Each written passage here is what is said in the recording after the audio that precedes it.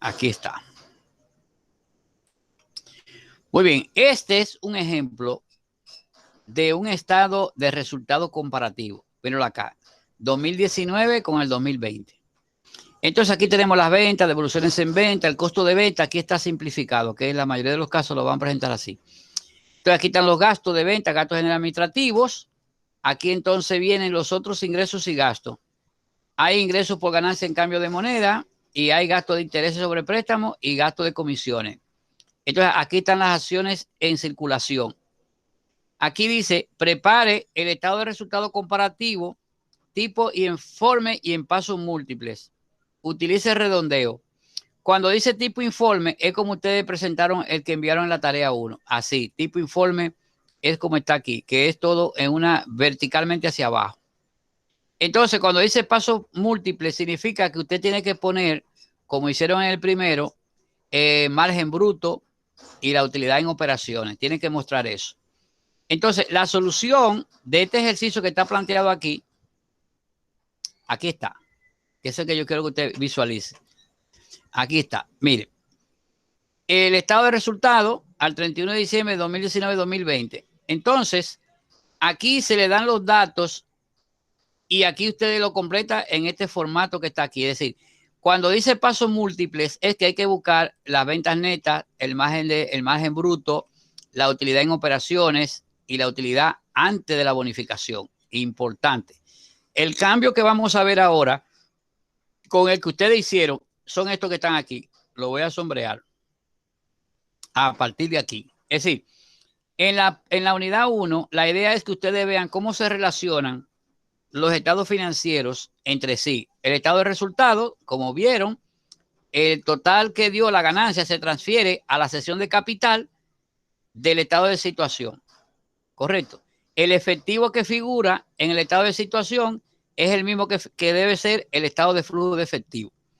Entonces, fíjense algo. Aquí, en este, tiene dos variantes. Primero, es comparativo, un año con relación al otro. Segundo, después que ustedes determinen el total del gasto de operaciones, como hicieron en la tarea 1, ahora van a tener informaciones que se llaman otros ingresos y otros gastos, que van a estar dados. Recuerden que yo siempre les voy a dar un balance de comprobación ajustado. Un balance de comprobación ajustado donde están las informaciones que ustedes van a hacer. En este nivel, ustedes no van a bregar con hacer el registro de transacciones que se hace normalmente en la contabilidad 1. Registrar la venta, registrar la compra, pasar al mayor, después balance de comprobación. Ya todo eso está dado. Entonces, a partir de acá, en este nivel, lo que ustedes van a hacer es que siempre yo les voy a dar un balance de comprobación ajustado y como hicimos en la tarea 1, puede ser que le dé el inventario como un ajuste que lo hacen al final. Pero generalmente va a ser un balance de comprobación ajustado, ¿correcto? Que tiene toda la información para ustedes preparar su estado financiero. Aquí la idea es que usted prepare su estado financiero hasta la utilidad en operaciones. Luego le sume ingresos que son diferentes a la actividad normal de la empresa. Por ejemplo, este es un ingreso por ganancia en cambio de moneda. Puede ser un ingreso por la venta de un activo fijo. Puede ser un ingreso por intereses ganados, que es un interés ganado también por una inversión que hizo la empresa y que no es una transacción rutinaria. En otras palabras, en el cuerpo que se presenta aquí de ingresos, costos y gastos, es la actividad o lo que se llama el giro del negocio. Si es una empresa que se dedica a comprar y vender mercancías, entonces todo lo que se relaciona a comprar y vender mercancías está hasta aquí. Luego, entonces, en los otros ingresos y otros gastos se consideran los gastos financieros. Es decir, por ejemplo, gastos de intereses sobre préstamos y comisiones bancarias. Eso es lo que son los gastos financieros. Y aquí hay un adicional que es un ingreso que la empresa obtuvo en una ganancia de cambio de moneda. Es decir, la empresa compra mercancía en el exterior y cuando llega el momento del pago, puede ganar o puede perder, porque depende de cómo fluctúe la tasa de cambio del dólar. En nuestro país compramos en dólares, hay algunos que compran en euros, hay otros que comprarán en otra moneda, pero la moneda que utilizamos internacionalmente, la que se usa más en nuestro país es el dólar. Y en segundo lugar el euro. Entonces, fíjense, Cuando hay otros ingresos, significa que los ingresos se le van a sumar a la utilidad en operaciones que usted buscó. Ojo, esto lo hacen exactamente igual como hicieron en la tarea 1. Determinan sus ventas netas. El costo de ventas en este caso está dado directo, es decir, yo se lo puse aquí condensado, está aquí completo, pero puede ser que haga como la tarea 1, que le dé el inventario inicial, las compras, el flete, y luego le dé como un ajuste adicional el inventario final. ¿Ok? Tienen también que saberlo preparar, igual como la tarea 1. Entonces, después que usted tiene el ingreso, le resta los gastos. Por eso usted ve aquí que esto aparece en rojo rebajando, porque son otros gastos, son los gastos financieros.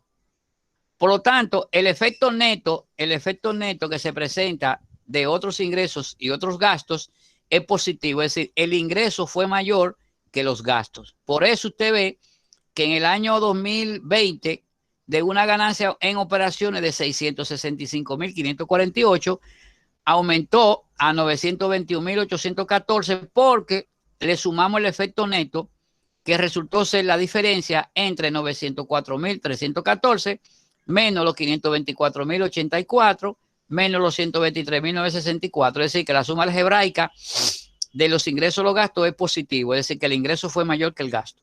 Por lo tanto, aquí la utilidad en operaciones la vemos aquí y aquí también pasó lo mismo. Es decir, que el ingreso fue mayor en ambos años.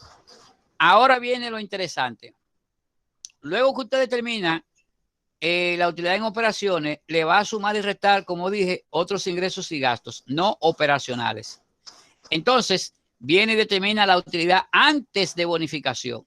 ¿Por qué antes de bonificación? Porque la ley 1692, que creó el Código de Trabajo, establece que hay que distribuir un 10% de bonificación a todos los trabajadores. Entonces, fíjese bien, a esta utilidad es que usted le va a calcular este 10% que dice aquí. Por lo tanto, fíjese que aquí dice, lo voy a poner así en F2, fíjese que aquí dice que G25, es decir, 921.814, lo multiplico por el 10% y me da exactamente 92.181. Si usted se fija, cuando es un 10%, lo que hace es que se corre la coma un espacio, es decir, que se corre a la izquierda 1, porque es el 10%. Correcto. Ahora, yo tengo mi calculadora para no coger, como dice ustedes, no cogemos lucha, y digo aquí 921.814 por el 10%. ¿Dónde está el porcentaje? Por aquí. Esta calculadora, mira tú qué cosa. Vamos a ponerla normal, que no sea científica. Ok, comenzamos. 921.814 por el 10%. Míralo aquí. Igual. 92.181,4. Recuerden que en los estados financieros, a partir de ahora lo vamos a preparar sin centavos. Entonces, cuando después del punto sea 5 o más, por ejemplo, si aquí hubiese sido un 5, ahí tiene un 4. Cuando es 4, 3, 2, 1 o 0, se queda el 1 aquí, para redondear. Ahora, cuando es mayor de 5, es decir, que aquí aparece 5, en vez de un 4, 5, 6, 7, 8 y 9, entonces te aumenta 2. Correcto. Porque para fines de la gerencia se presenta sin centavos. Ojo, yo siempre voy a decir si lo preparan con centavos o sin centavos. ¿Ok? Entonces, ese es el 10%. Lo mismo se calcula en el año pasado. Es decir, que ahora tenemos utilidad antes del impuesto sobre la renta. Fíjense que ya va rebajando la ganancia que tenían los accionistas, que ellos pensaban que se iban a embolsillar esa cantidad. Ahora resulta ser que ha bajado hasta 829.633.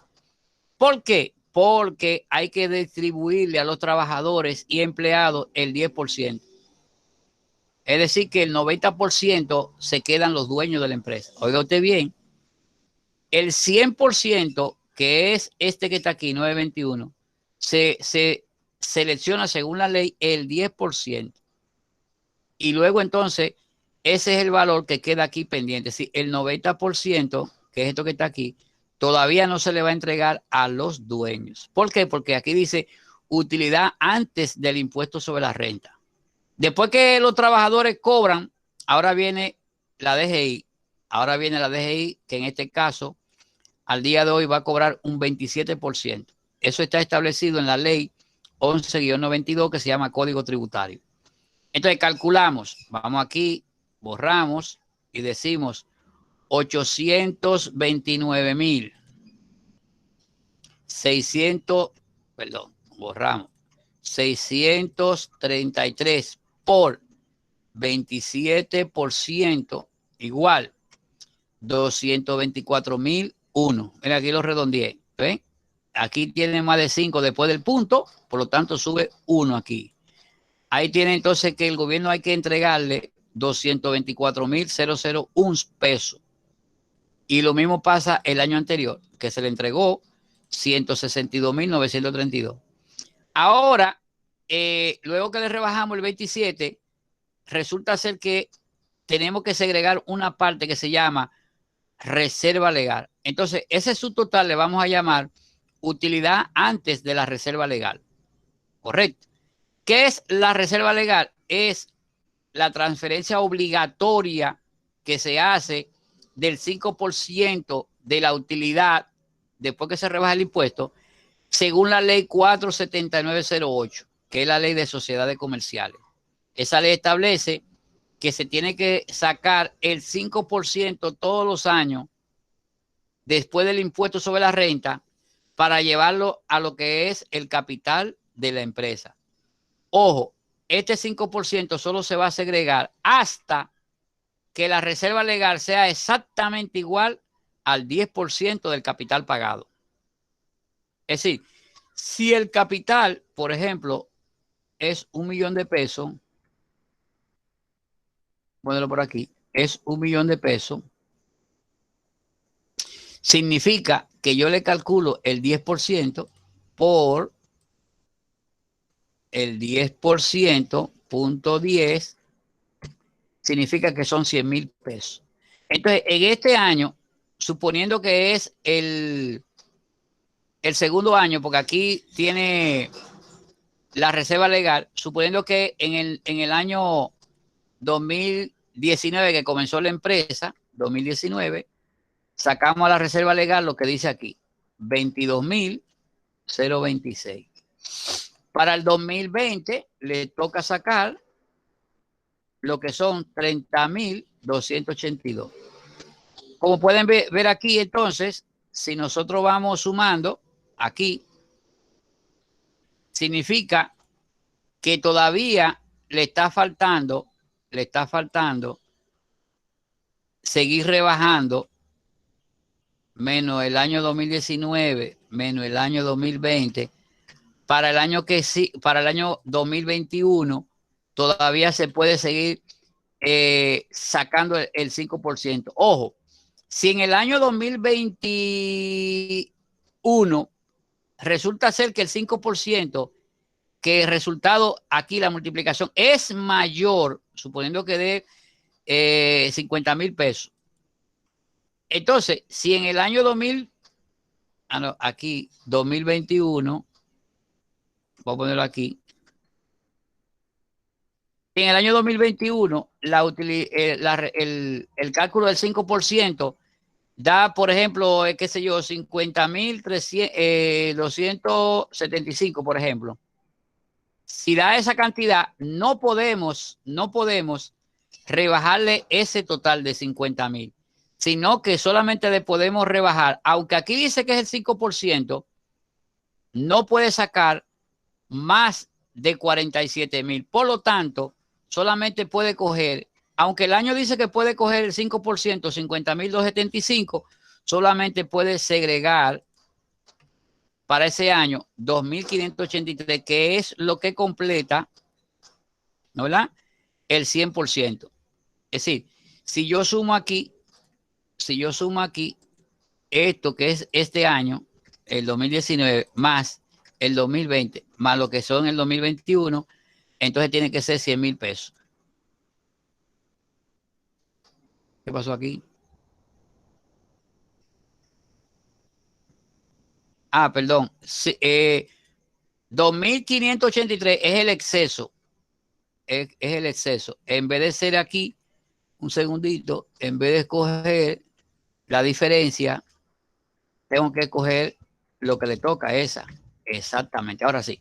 Es decir, estos 2.583 yo lo dejo fuera, porque aunque dice que el 5%, asumiendo eso, estamos asumiendo que en el 2021, el 5% nos da 50.275, usted no puede poner esa cantidad aquí. Tiene que poner nada más 47.692, que es lo que completa los 100.000 pesos. Este monto se vuelve a calcular para el año 2022 en el caso de que la empresa aumente el capital pagado. Si la empresa lo aumenta el doble, si lo aumenta a 2 millones, entonces significa que el capital son 200. Y por lo tanto, en este caso, como yo lo puse aquí que cuadrara, significa que cuando llega a los 200 no puedo seguir sacando. ¿Se entendió eso ahí? Es decir, vamos a ponerlo por aquí, por ejemplo, que este da 47.692. Este lo suma, aquí le pongo que de los 2 millones y resulta ser que se duplicó. Es decir, ahora el 10% son 200.000. Por lo tanto, ahora yo puedo volver a calcular el 5% a partir del 2022 hasta que vuelva y llegue a los 200.000 pesos. ¿Se captó la idea, joven? ¿Alguien tiene alguna pregunta de lo que es el 10% del capital pagado? Se entendió perfectamente. Muy bien. Entonces, eso es Usted lo está lo grabando, que... ¿verdad? Sí, está grabando. Eso significa Ok. que sacamos el 5% hasta que llegue el tope. El tope es hasta el 10% del capital pagado. Ok. Muy bien, pues después que sacamos el 5%, ahí sí llega la utilidad que se le va a distribuir a los dueños. Es decir, cuando yo le rebajo a la utilidad ante la reserva legal, que es producto de rebajar el impuesto, entonces esta sí es la cantidad que se distribuye a los socios, donde se dan los dividendos. Ojo, ¿cómo se determina la utilidad por acción? Aquí estamos asumiendo que la empresa tiene 200.000 acciones en circulación. Ojo, cuando digo 200.000 acciones, significa que la empresa ha emitido esa cantidad. Entonces, ¿cómo yo sé la cantidad que le toca por acción? Es decir, cada accionista le va a tocar 2 pesos con 88 por cada acción. Lo que significa que si hay un accionista que tiene 100.000 acciones, ¿verdad? Vamos a suponer que le toca 100.000 acciones. Entonces, quitándolo ahí, 100.000 acciones, ese accionista le va a tocar 100.000 por 288. Le va a tocar 287.000. Si hay otro que tiene, son 200, si hay otro que tiene 50, entonces a ese que tiene 50 le va a tocar por los 288, 143.000. Es decir, mientras más acciones tiene un inversionista, un socio, más dinero recibe de dividendos. ¿Se ve clarito ahí? El que tiene 100 recibe 287.675 y el que tiene 50 solamente se lleva 143.838, porque cada acción está dándole de beneficio a los dueños 2 pesos con 88. Y en el año 79 le dio 2 pesos con 79. Fíjate que en el año 2007, en el año anterior, es decir, el 2019, había 150.000 acciones y para el año 2020 habían 200.000. Es decir, aumentó 50.000 acciones. Con eso entonces, jóvenes, terminamos lo que es la preparación de un estado de resultados comparativo y con los descuentos de ley. Aquí están. Que eso siempre se va a hacer. Siempre que la empresa tenga utilidad, entonces se calcula la bonificación, se calcula el impuesto sobre la renta y la reserva hasta el 10%.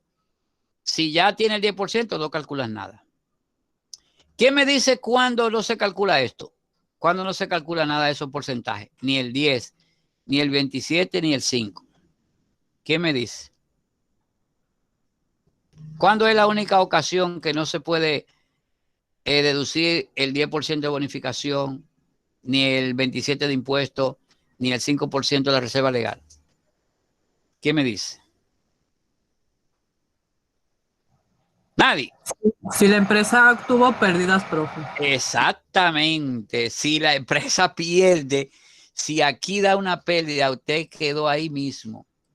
Suponiendo que aquí da, en vez de esa cantidad, le da 575,000 en rojo. Es decir, que los gastos aquí, antes de la bonificación, aquí, cuando utilidad antes de bonificación, si aquí hubiese sido al revés, que los ingresos son menores que los gastos, y también se come la utilidad en operaciones, y este da, antes de bonificación, da rojo, significa que no hay que calcular ninguno de los otros renglones. Es decir, cuando hay pérdida, ahí se quedó.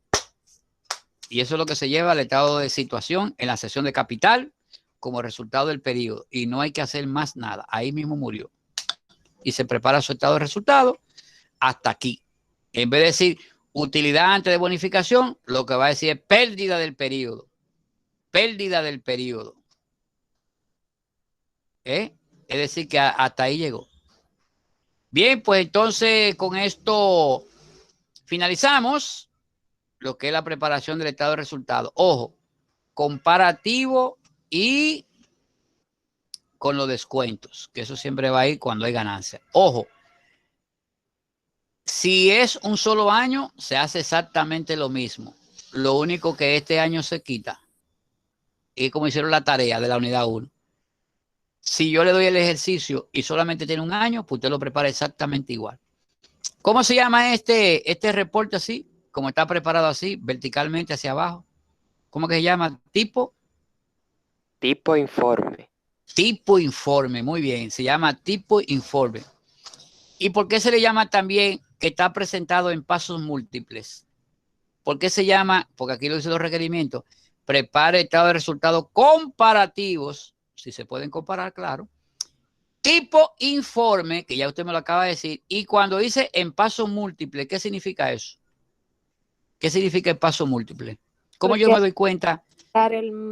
¿Por qué? Por las ventas netas y el bruto. Exactamente. Tiene ventas netas, tiene margen bruto y tiene utilidad en operaciones. Es decir, que cuando dice paso múltiple, este es un paso de buscar la venta neta, otro paso, margen bruto, otro paso, gasto de operaciones, otro paso, utilidades en operaciones. Cuando es de un único paso, se pone entonces las ventas, ¿ya?